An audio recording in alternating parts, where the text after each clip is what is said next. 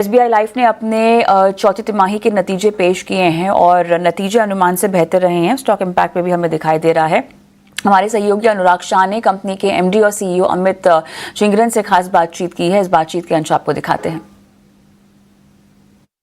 नमस्कार, आप देख रहे हैं ईटी नाउ स्वदेश और मैं हूं अनुराग शाह। आज हमारे साथ खास बातचीत के लिए मौजूद है एसबीआई लाइफ इंश्योरेंस कंपनी के एमडी एंड सीईओ अमित चिंगरन। बहुत बहुत शुक्रिया अमित जी, आज हमारे को वक्त देने के लिए, ईटी नाउ स्वदेश से बात करने के लिए।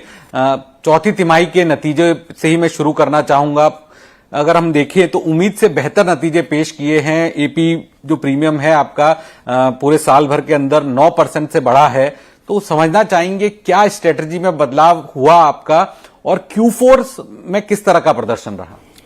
नमस्कार अनुराग, आई एम हैप्पी। मैं खुश हूं कि कंपनी ने जिस तरह से प्रोग्रेस किया है ड्यूरिंग द ईयर, और हमारा ये 9% का जो ग्रोथ है ये एपीई बेसिस पे है और इंडिविजुअल एपीई बेसिस पे ये ग्रोथ जो है वो 13% का है।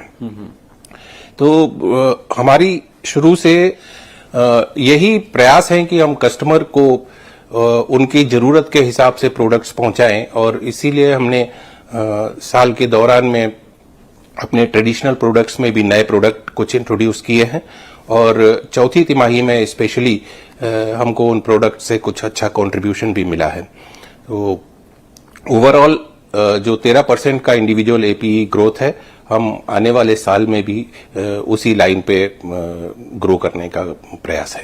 सर, प्रोडक्ट्स मिक्स की बात करें तो पूरे साल में यूलिप का अभी शेयर है आपका 64% है। तो क्या मार्केट वॉलिटिलिटी का यूलिप पे असर नहीं पड़ा और आप इसी शेयर को आगे भी बढ़ाना चाहेंगे? यूलिप का शेयर पहले 9 महीने में कंपनी के टोटल बिजनेस में ज्यादा था, और चौथी तिमाही में मार्केट वॉलेटिलिटी की वजह से भी और हमारे कंपनी के आंतरिक प्रयासों की वजह से भी यूलिप की सेल्स में कुछ कमी आई है। जो हमने नए प्रोडक्ट्स ट्रेडिशनल में लॉन्च किए, पार्टिसिपेटिंग और नॉन पार्टिसिपेटिंग और ऑल्सो प्रोटेक्शन सेगमेंट में, हमको लास्ट तिमाही में, चौथी तिमाही में उसका अच्छा असर देखने को मिला, और यूलिप का सेल चौथी तिमाही में 60% से भी नीचे था। बिल्कुल। सर, अगला सवाल मेरा आपके एपी में जो पूरा डिस्ट्रीब्यूशन का है, तो वहां पर अभी भी बैंका का जो शेयर है वो 60% से ज्यादा बना हुआ है। तो इस 60% के अंदर स्टेट बैंक की भागीदारी कितनी है, और आपको क्या लगता है कि जिस तरह से चर्चा हो रही है कि बैंका पे कुछ नियम आ सकते हैं जो जिस प्रमोटर बैंक के हैं वहां पर रिस्ट्रिक्ट किया जा सकता है, तो उससे आप मानेंगे कि कुछ ना कुछ असर हो सकता है, क्योंकि आप काफी ज्यादा डिपेंडेंट हैं बैंका बिजनेस के ऊपर? स्टेट बैंक हमारा पेरेंट बैंक है और कंपनी में उसकी 55% साझेदारी भी है। जो 60% हमारा बैंक का बिजनेस है उसमें से ऑलमोस्ट 90% स्टेट बैंक के थ्रू है, और बाकी हमारा दूसरे जो बैंकिंग साझेदार हैं उनके थ्रू है। कंपनी की स्ट्रेटजी के रूप में हमने लास्ट ईयर एजेंसी 2.0 करके एक इनिशिएटिव शुरू किया, जिससे कि जो एजेंसी चैनल में अपॉर्चुनिटीज अवेलेबल हैं मार्केट में, उनको सही ढंग से टैप किया जा सके। तो अगर आप हमारे बिजनेस ग्रोथ को देखेंगे तो पिछले साल में FY25 में बैंक का ग्रोथ जो है वो 9% था, लेकिन एजेंसी चैनल 23% से ग्रो किया। तो ये हमारी स्ट्रेटजी जो एजेंसी 2.0 है, ये अगले 3 साल तक के लिए है, जिसमें हम एजेंसी चैनल को और स्ट्रेंथन कर रहे हैं, जिससे हम उसमें भी अपना बिजनेस बढ़ा सकें। हैविंग सेड सो, बैंका और एजेंसी दोनों में ही काफी अपॉर्चुनिटीज मौजूद हैं, और आगे हम देखेंगे कि हमारा बिजनेस मिक्स और हेल्दी होगा। सर, तो एजेंसी चैनल को अभी जो है 60-30 है, तो एजेंसी को कितने परसेंटेज तक आप ले जाने का लक्ष्य है अगले 3 साल में? हम जो है एजेंसी चैनल में जो मौजूदा अपॉर्चुनिटीज हैं उनको अच्छी तरह से टैप करना चाहते हैं, और हम देख रहे हैं कि जो लास्ट ईयर में हमने स्टेप्स लिए उसमें एजेंसी चैनल में ग्रोथ हमारे CAGR से बेटर रही। तो वी आर एक्सपेक्टिंग कि जो आने वाला साल है, आने वाले 3 साल हैं, इसमें हम एजेंसी चैनल को और आगे बढ़ा पाएंगे, और इससे एजेंसी की टोटल बिजनेस में भागीदारी भी आगे बढ़ेगी। सर, वीएनबी मार्जिन पे मेरा अगला सवाल होगा। जो इस तरह का आपने दूसरी तिमाही के अंदर गाइडेंस दिया था 28% का, तो उसके करीब ही आप पूरे साल में रहे हैं। तो अब वीएनबी मार्जिन का क्या टारगेट रहेगा आगे और उसके लिए किस तरह के आप प्रोडक्ट मिक्स में बदलाव करेंगे? वीओएनबी मार्जिन एक इम्पॉर्टेंट पैरामीटर है और जैसा कि हम हमेशा कहते रहे हैं कि हम ऐसा बिजनेस करना चाहते हैं जिसमें सभी स्टेक होल्डर्स को, सभी भागीदारों को, चाहे वो कस्टमर हो या डिस्ट्रीब्यूटर हो या कंपनी हो और कंपनी के शेयर होल्डर हो, सभी के लिए कुछ ना कुछ रहे टेबल पे।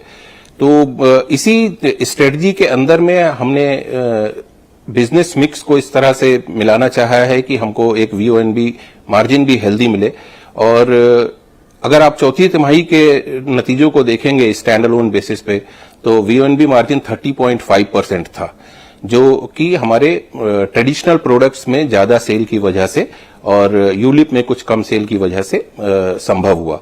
इसने हमको अपने गाइडेंस के करीब 28% के आसपास रहने में भी सक्षम बनाया और आने वाले साल में भी हमारा गाइडेंस जो है वो इसी रेंज में रहने का 30% के 28% के बिल्कुल सर। अब अगला सवाल मैं आपसे समझना चाहूंगा, जिस तरह से कई सारे रेगुलेशन चेंज हुए इस वित्त वर्ष के अंदर, स्पेशली 1 अक्टूबर 2024 से जो रेगुलेशन बदलाव हुए, सरेंडर वैल्यू के नियम बदलाव हुए, तो उसमें उन नियमों की वजह से आप पर कितना इंपैक्ट आया और आपने अपने कमीशन स्ट्रक्चर में क्या बदलाव किया? क्योंकि हमने देखा ज्यादातर कंपनियों ने अपना कमीशन स्ट्रक्चर को बदलाव करना पड़ा क्योंकि सरेंडर वैल्यू के अलाइन होना था। इसलिए हमारे रेगुलेटर आईआरडीए ने सरेंडर वैल्यू के बारे में गाइडलाइंस जो थी वो पहली तिमाही के अंत तक ही दे दी थी और उन गाइडलाइंस को ध्यान में रखते हुए हमने अपने प्रोडक्ट्स में चेंज करके नए प्रोडक्ट्स लॉन्च करना अगस्त महीने से ही शुरू कर दिया था। अक्टूबर के महीने तक हमारा पूरा प्रोडक्ट पोर्टफोलियो नए सरेंडर वैल्यू रेगुलेशन के हिसाब से लॉन्च हो चुका था। तो हम देख रहे हैं कि इसमें बहुत ज्यादा तो अभी अंतर कोई नहीं पड़ा है। जो हमने पहले साल में सरेंडर वैल्यू देने के एजम्पशंस के बेसिस पे जो प्रोडक्ट लॉन्च किए हैं, तो उसमें हमने अपने मार्जिन का और कस्टमर को राइट प्राइस का दोनों का एक अच्छा ऑप्टिमम काइंड का मिक्स तैयार किया है। जहां तक कमीशन स्ट्रक्चर का सवाल है, हमने कमीशन स्ट्रक्चर में इस साल के दौरान कोई भी चेंज नहीं किया है। जो भी पहले हमारे डिस्ट्रीब्यूटर्स को कमीशन मिल रहा था वही अभी भी मिल रहा है। यानी सरेंडर वैल्यू में बदलाव के बाद भी पहले साल का कमीशन में भी कोई बदलाव नहीं है? हमारा commission already compare to market बहुत कम था और हम उसी स्ट्रक्चर पे अभी भी स्टिक कर रहे हैं। सर, अगला सवाल मैं टर्म इंश्योरेंस की प्राइसिंग से जुड़ा हुआ पूछना चाहूंगा। कई सारे प्रोडक्ट भी आपके द्वारा लॉन्च किए गए, तो क्या टर्म इंश्योरेंस की प्राइसिंग आपने कम की है या बढ़ाई है? किस तरह का बदलाव किया है? टर्म इंश्योरेंस एक ऐसा सेगमेंट है जिसको कंपनी बहुत ही इंटरेस्ट के साथ देखती है। इंडियन इंडस्ट्री में टर्म प्रोडक्ट्स का पेनिट्रेशन भी बहुत कम है और हम उस अपॉर्चुनिटी का पूरा फायदा उठाना चाहते हैं और लोगों तक ज्यादा से ज्यादा टर्म इंश्योरेंस पहुंचाना चाहते हैं। तो साल के दौरान हमने एक प्रीमियम कैटेगरी में टर्म प्रोडक्ट इंट्रोड्यूस किया जिसका सम एश्योर्ड 2 करोड़ से ज्यादा था और कंपनी की प्राइसिंग उसमें बहुत ही कॉम्पिटिटिव हम लेके आए हैं, जो पहले से कम है और हमको उसमें अच्छा रिस्पांस भी मिल रहा है। इसके अलावा हमने अपने पेरेंट बैंक स्टेट बैंक के जो योनो चैनल है ऑन मोबाइल, उसके ऊपर एक प्री अप्रूव्ड सम एश्योर्ड का प्रोडक्ट भी लॉन्च किया है, जो कि डाटा एनालिटिक्स बेस्ड है और इसमें कस्टमर को, चुने हुए कस्टमर्स को ऑफर दिया जाता है 10 लाख से 40 लाख तक के सम एश्योर्ड का। और ये एक बहुत ही आसान 3 क्लिक प्रोडक्ट है विद मिनिमम इंफॉर्मेशन जो कस्टमर को इनपुट करनी पड़ती है प्लेटफॉर्म पे और उनको तुरंत 1 घंटे के अंदर पॉलिसी इशू हो जाती है। साल के दौरान हमने 1.5 लाख से ज्यादा, लास्ट 4 महीने में in fact after product launch 1.5 lakh से ज्यादा पॉलिसी इसमें हमने बेची हैं। हमसे बात करने के लिए बहुत बहुत शुक्रिया sir, thank you so much. धन्यवाद।